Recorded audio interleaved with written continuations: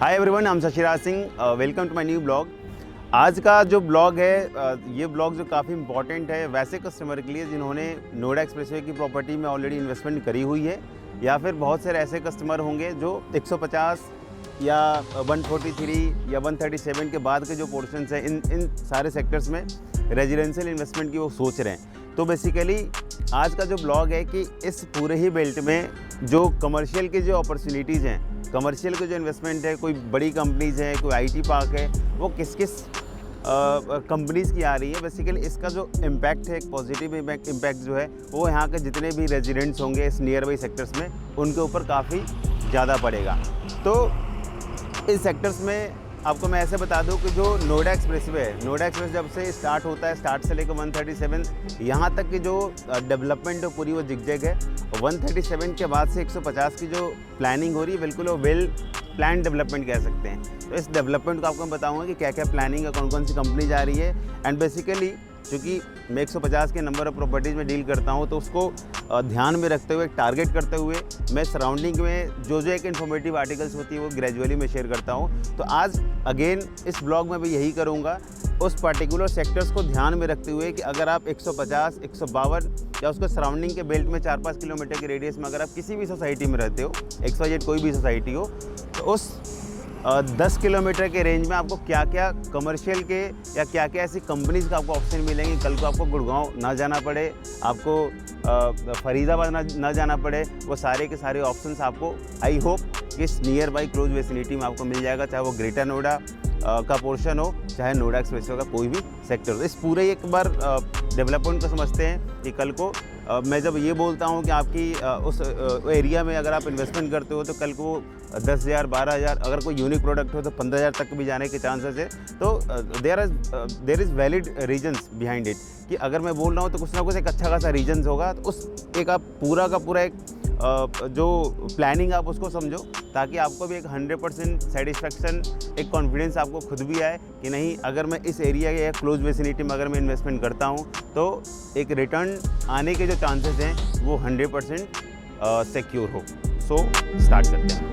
आपको ऑलरेडी पता होगा कि जो आज की नोएडा की जो डेवलपमेंट की जो स्टेज है वो बहुत ही फास्ट है। पिछले 10-15 सालों से आपने देखा होगा कि नोएडा कुछ वे में कुछ सालों तक बहुत तेज़ी से आगे बढ़ा, फिर गवर्नमेंट चेंज हुई, फिर वापस वो उसी स्लो वाले स्टेज में आ गया। बट 2017 कह सकते हैं या 18 के बाद से जो नोएडा की स्टेज है, डेवलपमेंट वाली जो स्टेज है, जैसे मल्टीपल बड़ी बड़ी कंपनीज़ को इंट्रोड्यूस कराना हो, उनको चीप रेट्स पे लैंड प्रोवाइड कराना हो, ताकि वो जो मेजर इन्वेस्टमेंट हो वो नोएडा के लोकेलिटी में हो, नोएडा या सराउंडिंग के locality. It means I am talking about the greater Noida, Noida extension along with the Yamuna expressway.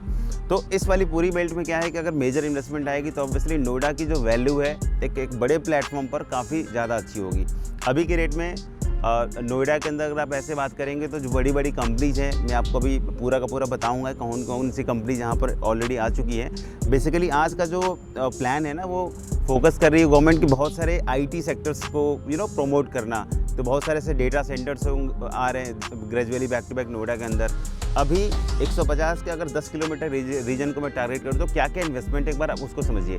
पहले मैं बात करूँगा सेक्टर 143, 137 से 150 की बेल्ट पूरी वेल प्लान्ड है। उस वाली पूरी बेल्ट में माइक्रोसॉफ्ट को 18 एकड़ की लैंड दी हुई है। इसके अलावा DLF का 25 एकड़ का data centre in IT park है, जिसमें 50% ऑलरेडी वो बना चुके हैं। OC भी अगले 3-4 महीने के अंदर आ जाएगी।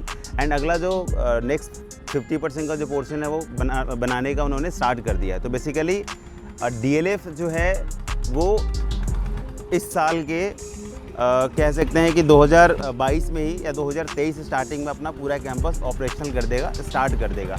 अगले कंपनीज़ को अगर आप देखोगे 143 वाली बेल्ट में तो माइक्रोसॉफ्ट हो गया, DLF हो गया, इसके अलावा 4 से 5 बड़ी बड़ी कंपनीज़ को लैंड उन्होंने पूरी की पूरी अलॉटमेंट करी हुई है। अगर मैं इस कैंपस की बात करूँ जहाँ मैं खड़ा हूँ, ये पूरा 157 का बेल्ट आता है। 157 में आपको बहुत सारे ऐसे कंपनीज़ भी दिख जाएंगी। जैसा सबसे बड़ा मैं नाम लूँगा TCS का। TCS को इन्होंने 75 एकड़ का पूरा कैंपस दिया हुआ है। इसके अलावा 137, 135 वाले पूरे पोर्शन में 135 से 150 लगभग 10-15 मिनट का 10-12 मिनट का डिस्टेंस, ट्रैवलिंग डिस्टेंस आता है। वहाँ भी अगर देखो वो पूरा ही वो IT जोन है 135। इवन आप गूगल भी चेक कर सकते हो कौन कौन सी कंपनीज वहाँ पर है जिनको पता नहीं होगा उनके लिए। इसके अलावा अगर आप 150 के बाद फिर 152 आता है, वो रेजिडेंशियल सेक्टर है। फिर 153, 154, 155, 156, 157, ये जो 5 सेक्टर्स है, उस 5 सेक्टर्स में 2 से 3 सेक्टर्स ऐसे हैं जो प्योरली कमर्शियल है। या तो आईटी कंपनीज़ को लैंड अलॉटमेंट करी जा रही है, या फिर कमर्शियल प्लॉट सेल किए जा रहे हैं, या फिर आईटी बिल्डिंग बनाने के लिए लैंड दी जा रही है। तो बेसिकली कहने का मतलब ये है कि 150 से अगर 10 किलोमीटर का भी रीजन ले लो टुवर्ड्स दिल्ली में, तो नोएडा एक्सप्रेसवे का 135 से लेकर 150 तक ये पूरा ही कह सकते हैं कि 70-80% आपको कमर्शियल के ऐसे ऑप्शंस मिल जाएंगे जहां कल को जॉब्स की कोई दिक्कत नहीं होगी, एक वेल प्लान्ड इंफ्रास्ट्रक्चर होगा, बिल्डिंग्स काफ़ी अच्छी होंगी। तो कह सकते हैं ये पूरी वेल प्लान डेवलपमेंट है। इसके बाद अगर मैं 150 को सेंटर में रखकर अगर मैं यमुना एक्सप्रेस और ग्रेटर नोएडा वाले साइड में जाऊं, तो वहां भी बहुत सारी ऐसी 600-700 एकड़ का पूरा कमर्शियल हब है। अभी कोरियन कंपनी के मुझे लगता है कि 5 से 6 कोरियन कंपनीज ने ऑलरेडी ग्रेटर नोएडा के अंदर इन्वेस्टमेंट करी है। इसके अलावा कुछ चाइनीज़ कंपनी ऑलरेडी उनको लैंड मिला हुआ है।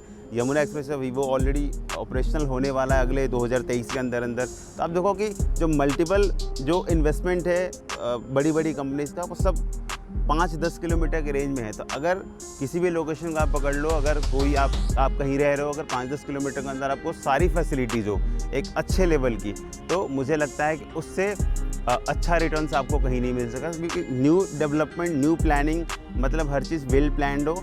और वेल प्लानिंग के साथ साथ में क्या होता है कि आपके जो प्रॉपर्टी होती है ना, ग्रेजुअली जैसे जैसे चीज़ें आती जाती हैं, रेट्स भी उसके हिसाब से अप्रिशिएट करते जाते हैं। कुछ कंपनीज़ के ऐसे भी नाम हैं जो आपको मैं डिस्क्रिप्शन में डाल दूंगा, ताकि आप वहाँ भी पढ़ सकते हो इस पूरे ही क्लोज विसिनिटी में कौन कौन से ऐसी बड़ी बड़ी कंपनीज़ को लैंड अलॉटमेंट करी गई है। और कुछ में जो आईटी बिल्डिंग्स वगैरह जो बन रहे हैं आपके 153, 154 वाले बेल्ट में, उसको मैं आपको वीडियोज़ के जरिए भी दिखा देता हूँ, ताकि आपको आइडिया लग जाए कि ये केवल वर्बली कम्युनिकेशन नहीं है, ग्राउंड रियलिटी है कि जो चीज़ें वेल प्लान्ड थी वो धीरे धीरे आ रही है। कुछ प्लान इसमें कैंसिल भी हो जाता है, वापस इसमें रीडेवलपमेंट की प्लानिंग अथॉरिटी लेकर आती है।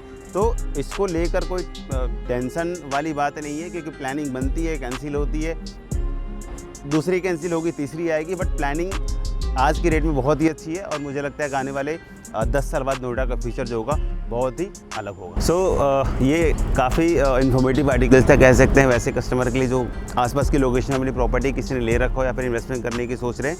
तो मेरा मेन मोटिव यही था कि इस ब्लॉग के जरिए मैं आपको बताऊं कि अगर मैं आपको ये बोल रहा हूँ कि नोएडा के अंदर अगर आप इन्वेस्टमेंट करते हो तो रिटर्न बहुत अच्छा होगा, उसके पीछे ये सारी प्लानिंग है। और ये प्लानिंग आप खुद भी विजिट कर लो, गूगल चेक कर लो, अथॉरिटी के साइट पर आप चेक कर लो, बहुत सारी प्लानिंग इसमें आपको ऐसी दिखेगी जो वाकई आपको खुद फील कराएगी कि नहीं बहुत अच्छी इन्वेस्टमेंट और बहुत अच्छा रिटर्न मुझे आपको इसमें से मिल सकता है। तो बेसिकली मेरा ऑलरेडी जो एक्सपीरियंस रहा इस पर्टिकुलर बेल्ट में डील करने का, हम dealing with Noida expressway property, Yamuna expressway location में एक्सटेंशन के कमर्शियल का ऑप्शन है, दिल्ली के कमर्शियल का ऑप्शन है, फरीदाबाद में भी इनफैक्ट एसीओज एंड उसमें कमर्शियल का ऑप्शन आते हैं।